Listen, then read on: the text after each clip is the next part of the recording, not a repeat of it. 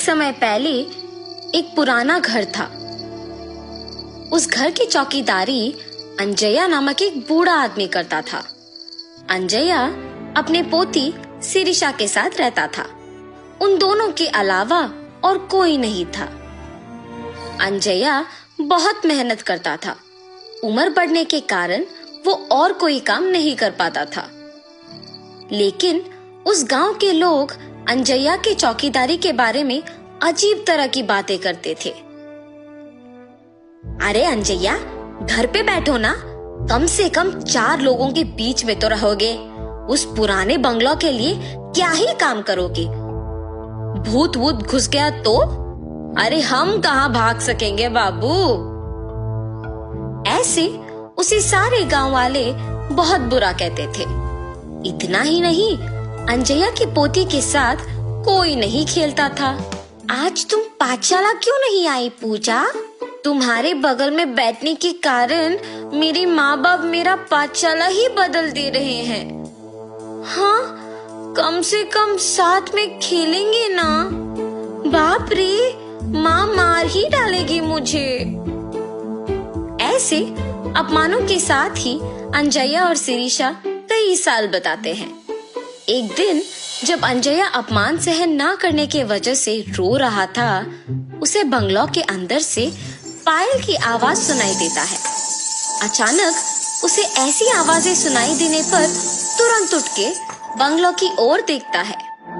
वो पायल की आवाज और कदम उसके ही ओर बढ़ते हुए सुन के कांपने लगता है। कांपते हुए अंजया को एक लड़की का आवाज सुनाई देता है। अंजया, मैं इसी घर का मालकिन गोपी लीला हूँ। इतने साल मेरे घर की देखभाल करने के लिए धन्यवाद। मुझे पता है कि तुम इस घर की चौकीदारी करने के लिए कितने अपमान सह रहे हो। माता, क्या आप सच कह रहे हो? लेकिन मुझे सिर्फ आपका आवाज सुनाई दे रहा है। आप दिख नहीं रहे हो। आप क्या भूत हैं? क्या आप मुझे मार देंगे? अंजया, नीचे तो देखो। ऐसे उस आत्मा के कहने पर जब वो नीचे देखता है तो सिर्फ उनके पैर दिखते हैं। वो पैर दिखने में बहुत ही सुंदर थे और पायल से सजे हुए थे, मगर सिर्फ उनके पैर दिखने के कारण अंजया दंग रह जाता है। डरो मत, मैं तुम्हें कुछ नहीं करूंगी। अच्छे लोगों को अच्छा करूंगी और बुरे वालों को सबक सिखाऊंगी। तुम दुखी हो, इसलिए तुम्हारी मदद करने आई हूँ। उसकी बातें सुनकर डर के मारे अंजया कहता है, माता, पहले से ही गांव में सारे लोग यही सोच रहे हैं कि हम में भूत घुसा है। लगता है कि आप वो बात सच करने वाली है। हमें आपकी सहायता की कोई जरूरत नहीं है। कृपया मुझे छोड़ दीजिए। ये कह के रोता है। जब वो आत्मा कहती है, ठीक है, मैं अपने पायल यहीं पे छोड़ रही हूँ। ये अपने पोती को बांधो, सब अच्छा ही होगा। मेरे घर के लिए तुमने आज तक इतना काम किया है, उसके लिए बस ये छोटा सा तोहफा समझो। ये पायल बांध के जो भी मांगोगे वो पूरा हो जाएगा।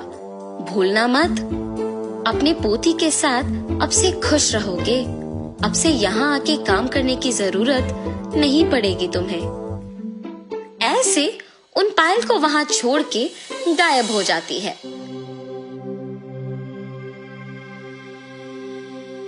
अंजया उन्हें लेकर घर जाता है। घर पहुंच के अंजया सोच में पड़ जाता है कि पोती को कैसे समझाएगा ये बात।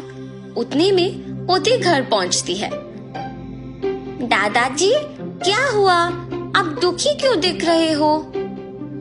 शिरीषा, मैं तुम्हें एक बात बताऊंगा, मगर तुम्हें डरना नहीं है, ठीक है? ऐसे शिरीषा को सब कुछ बताते हैं। दादाजी के हाथों से पायल लेके कहती है, हाय भगवान, कितने सुंदर पायल है।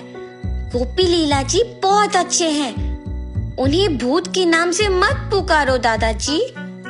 उन्होंने अगर इतना अच्छा तोहफा मुझे दिया तो ही सोचिए।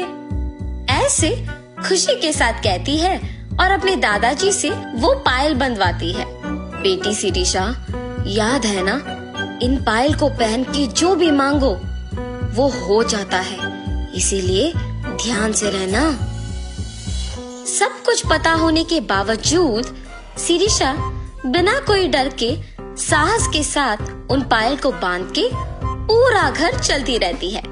उस रात को शिरीषा को खिला के सुलाने के बाद अंजया भी सो जाता है।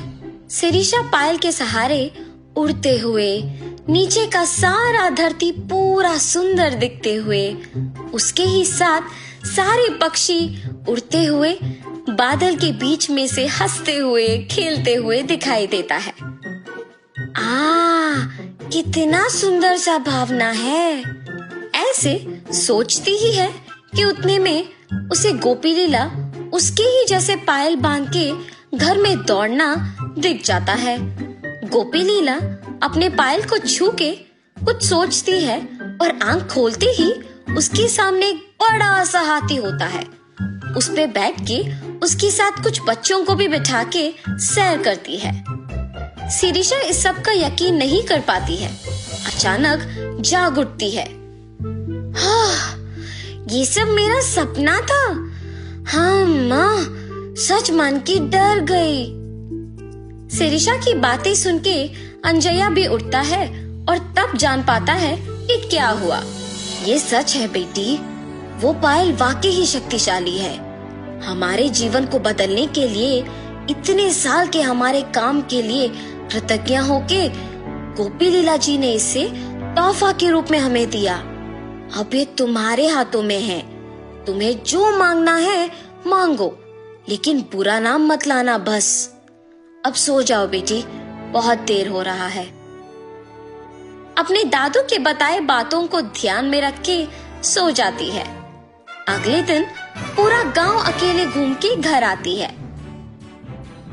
दादाजी, मेरा एक विचार है, क्यों ना हम इन पायल का उपयोग करके गांव के सारे मुश्किलों को दूर करें।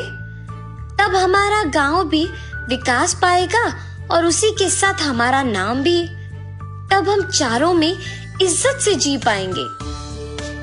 ऐसे एक विचार के साथ शिरीषा उन पायल का उपयोग करना शुरू करती है। जैसे जैसे साल बीते वैसे वैसे वो उस गांव को एक शहर बना पाती है। एक समय में गांव का भला बुरा गोपी लीला ही देखती थी, मगर उनके चलने के बाद उन्हीं के दिए हुए पायल के सहारे शिरीषा उनकी आत्मा को शांति दिलाने के लिए उनके सारे ख्वाहिशों को पूरा करती है। इतना ही नहीं, अंजया के परिवार के सारे मुसीबतों को दूर करके शिरीषा के वचन के अनुसार ही सभी के समान जीते हैं।